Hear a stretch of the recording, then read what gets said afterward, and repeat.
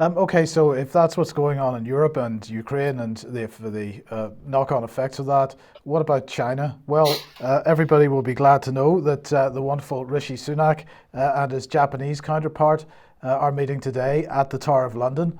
Well, this is all about setting the theatre, Brian. This is all about setting the theatre. So this is what the British government had to say in their press release.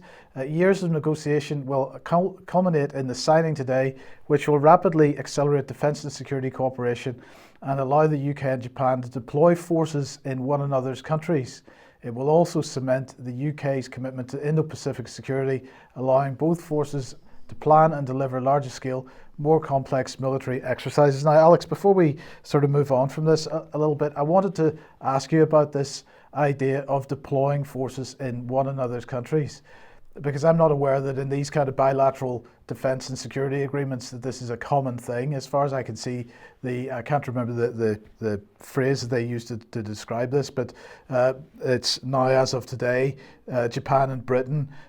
Japan also has a similar arrangement with France and with Australia, but I'm not aware of any others anywhere. So I thought that was a very interesting statement. The Daily Mail trying to divert people's attention away, but today by claiming that any Brits serving in Japan would be subject to the death penalty if they were to commit some kind of criminal offence in Japan while they're deployed over there. But this isn't training, this is deployment. No, crucial distinction, and I'm equally unaware of any such precedent. Of course, the Americans, largely in Okinawa, have a huge US Marine presence, and every year, I'm afraid, there are stories of rape, pillage, and murder by some of the local troops. They don't get the death penalty because of that very reason, that they're under a different treaty arrangement on a different footing. But, as usual, you should look at this through both ends. Is it that British, French, and Australian troops of all three service branches will be sent to the Japanese outer islands for air defence, as the Americans already are, or is it that Japanese, with their high-tech kit, which is under wraps, will be sent to Britain and France to protect what Britain and France no longer can protect? I think this gives more weight to Joseph Farrell's long-term suggestion that the Quad, the countries that contain China, is one of the crucial arrangements in the world. It ties Japan into being a de facto member of Five Eyes and of the Anglo-American military alliance.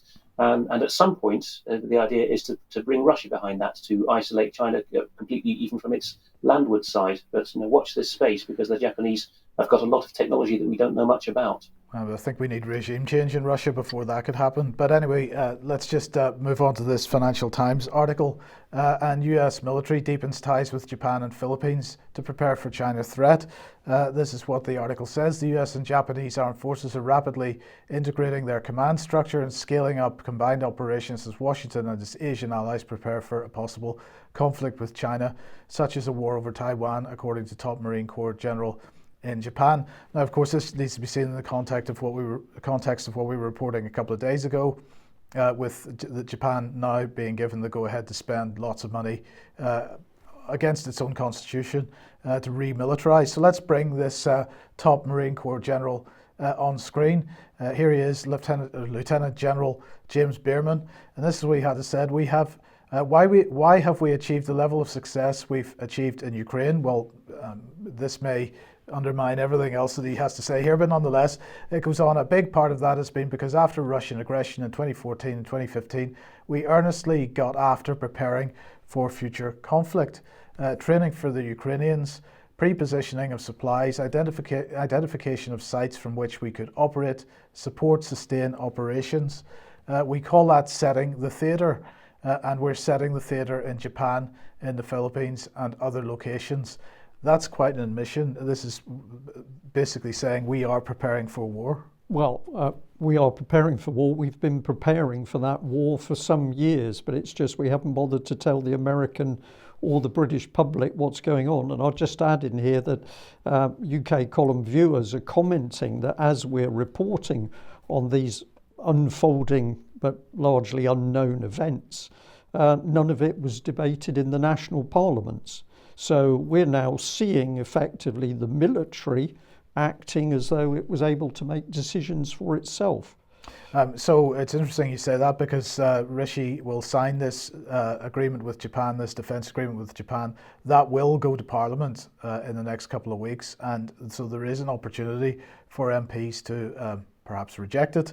And so maybe that's an opportunity for people to start contacting their MPs and having a discussion about it. But in the meantime, obviously China is starting to get more annoyed with what's going on here. And so this is Voice of America saying China snubs US military outreach ahead of expected Blinken visit.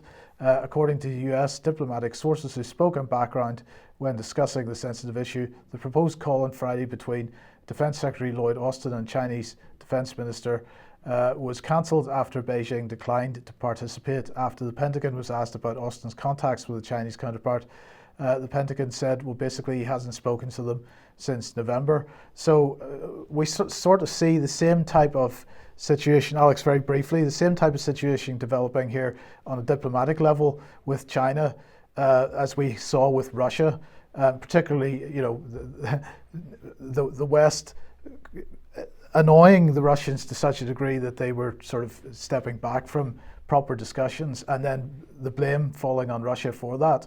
And the same thing, I'm quite sure we're going to start seeing headlines in the media in the not too distant future that China refuses to negotiate or discuss. Yes, these things have a multi-year trajectory to them, and so we could say it's roughly 2018 now in Russian terms in the US-China relationship. A couple of things will have to happen before there's a real proxy war, such as over Taiwan. One, if it follows the Russian trajectory anyway, which it probably will, one will be that the Chinese will say, as the Russians did, that the Western leadership is incapable of reaching agreement and has lost its mind. And the next, which they're close to in their press announcements, but not at diplomatic level yet. And the second will be an ultimatum, such as Russia issued in autumn 2021, on the basis of which, when it's refused by the West, China will perhaps take military action. Yeah, okay. So let's move on to Brazil, Alex. Just to show a few seconds of this silently, because there's a lot of turmoil and uncertainty over what's happening in Brazil. Our best viewers in Brazil and from Brazil are assuring us that they really don't know much what's happening themselves. This also seems not to be playing, but it's just to show people that there is footage of some relatively junior troops in Brazil actually defecting to the Bolsonaro side. Of course, Bolsonaro, Jair Bolsonaro, is in Florida now and reportedly has had severe stomach pains while he's been in Florida, possibly suspiciously, possibly not. Lula has now been sworn in and taken on his office as the Brazilian president. We're deliberately not covering a great deal because it's a fast-moving situation with, as usual, with regime change situations, a lot of fake news and unreliable sources out there, not all of which is malicious. Some of it is just that this seems to be well-intentioned or to make money. However, I will show this, which will play silently in the background, I hope, which is, no, again, that's failing, but this is just a clip of a Brazilian ex-serviceman who, for a minute and a half, rips up most of the photographs that you can see in the display cabinet behind him of his time in the service. He says he feels ashamed now to have been a Brazilian serviceman because of the way that they've obeyed unconstitutional orders from the Supreme Judge there, Alexandre de Moraes. And he saves one photograph, which is of his old mate from his service time, but all the rest and his medals go in the bin and the photographs get ripped up. Pretty sad to see, but you can see what's going on there. The Brazilian military's being brand destroyed. Some people inside the movement of those who went in to seize Congress and the presidential palace a few days ago reported that non-Brazilian troops, Spanish-speaking troops from perhaps Venezuela or Chile or Bolivia were being deployed, the same countries who are now circling around Lula and deploring the actions of the Bolsonarites in Brasilia. That's a possibility. I just wanted to take people back 5 years to when I had a Facebook channel.